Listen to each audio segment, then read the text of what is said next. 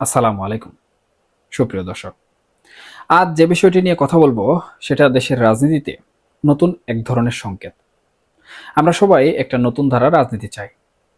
এমন একটা রাজনীতি চাই যেখানে সংসদটা শুধু কোটিপতিদের ক্লাব হয়ে থাকবে না, খেটে খাওয়া মানুষের, সাধারণ শ্রমজীবী মানুষেরও সেখানে প্রবেশাধিকার থাকবে। এই আকাঙ্ক্ষা কিন্তু আমাদের মনে দীর্ঘদিন ধরেই রয়েছে।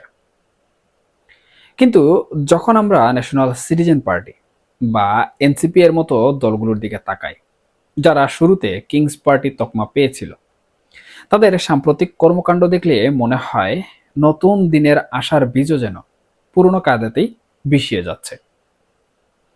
শুরুতে আমরা সবাই ভেবেছিলাম এই এনসিপি হবে এক বিশাল চুম্বক, দলছুট রাজনীতিবিদ যাদের নিজের দলে আর কদর নেই, কিংবা দেশের আনাচে কানাচে থেকে আসা সেই সব কাঁচা টাকার মালিক যারা রাতারাতি এমপি হওয়ার স্বপ্ন দেখেন, তারা সবাই এসে ভিড় করবেন এনসিপিতে। কারণ কিংস পার্টি মানেই তো ক্ষমতায় যাওয়ার শর্টকাট রাস্তা। 111-এর সময়ও স্মৃতি যদি আপনাদের মনে থাকে, তখন আমরা দেখেছিলাম কিভাবে ঢাকার সেগুন বাগিচায় অফিসের সামনে দামি দামি এইচইউবি গাড়ির ভিড় জমেছিল, যাদের রাজনীতির সঙ্গে দূর দূর পর্যন্ত সম্পর্ক নেই। তারাও এসেছিল শুধু ক্ষমতা ও টাকার গন্ধ পেয়ে। এই দলকেও হয়তো রূপায়ণ টায়ারের বিশাল অফিস দিয়ে বসিয়ে দেওয়ার পেছনে এমন একটাই উদ্দেশ্য ছিল। কিন্তু বর্তমানে যে সংকেতটি আমরা পেলাম তা খুবই মজার। মনে হচ্ছে যারা রাজনীতির সেই ঘ্রাণ বা লক্ষণ ধরতে পারেন, তারা টের পেয়ে গেছেন এনসিপি এর কিংস পার্টি হওয়ার স্বপ্নটি হয়তো আর বাস্তব হচ্ছে না। এর প্রমাণ হলো ঢাকা ৮ আসনে তারা এমন একজনকে মনোনয়ন দিয়েছে, যিনি একজন রিকশা চালক, সুজন ভাই। তিনি অবশ্য মাস কয়েক আগে স্যালুট দিয়ে বেশ ভাইরাল হয়েছিলেন। এই মনোনয়ন দেওয়ার ঘটনাটি আসলে একটা বড় দুর্বলতার লক্ষণ। এর অর্থ হলো দেশ জুড়ে এনসিপি এর প্রার্থী সংকট চলছে। যখন আকাঙ্ক্ষিত সেই কালো টাকার মালিকরা বা ভিআইপি নেতারা আর ভিড় করছেন না, তখন দলটি এক ধরনের স্ট্যান্ডবাজির দিকে ঝুঁকছে। আমি দৃঢ়ভাবে বিশ্বাস করি জাতীয় সংসদ কোনোভাবেই কোটিপতিদের ক্লাব হওয়া উচিত নয়। আমাদের রাজনীতিতে অবশ্যই সমাজের সর্বস্তরের মানুষের প্রতিনিধিত্ব থাকা দরকার। একজন রিকশা চালক কিংবা একজন কৃষক কেন এমপি হতে পারবেন না? অবশ্যই পারবেন। আমাদের পাশের দেশ ভারতের উদাহরণ দেখলে সেখানে এমন নজির আছে। বিহারের রত্নেশ সাদা, যিনি একসময় রিকশা চালক ছিলেন, এখন মন্ত্রী হিসাবে দায়িত্ব পালন করছেন। কিন্তু রত্নেশ সাদার রাজনীতির পথটা ছিল দীর্ঘ এবং কঠিন।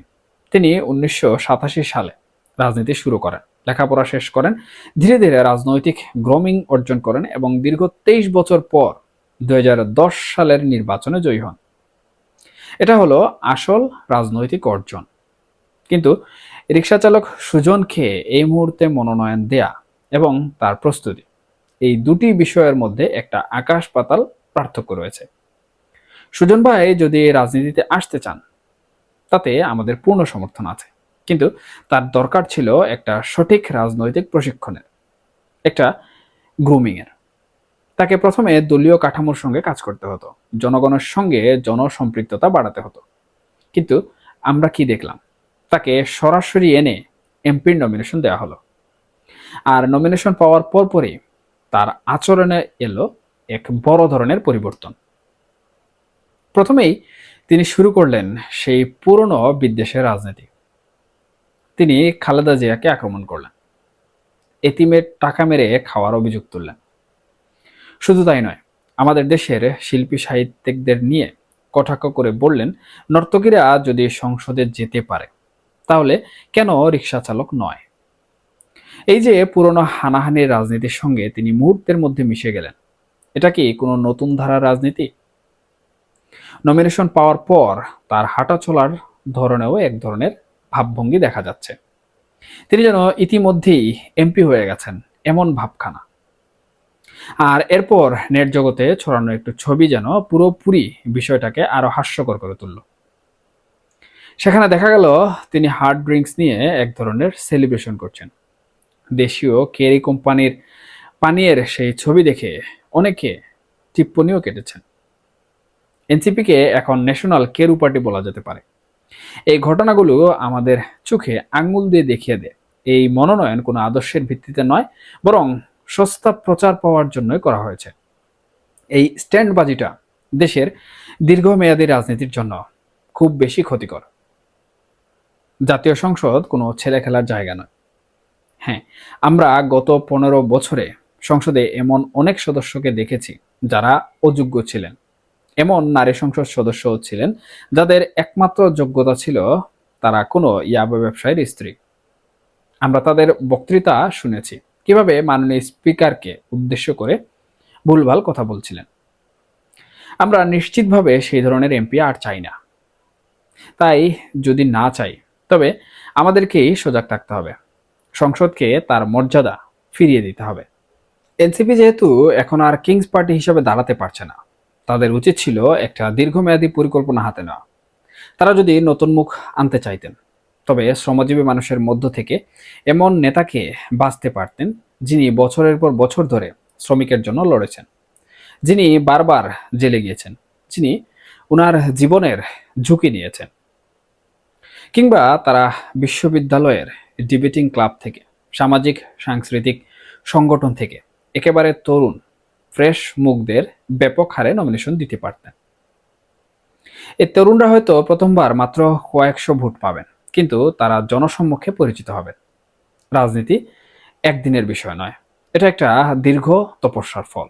একজন 22-23 বছরের তরুণ যদি আজ রাজনীতি শুরু করেন, তবে হয়তো 10 বছর পর তিনি সত্যিকারের জনসম্পৃক্ততার মাধ্যমে জিতে আসতে পারবেন, যেমনটা রত্নেশ সাদার বেলায় হয়েছিল। কিন্তু আমাদের দুর্ভাগ্য হলো পুরনো দলগুলোর পাশাপাশি নতুন দলগুলো সেই ভুলটাই করছে।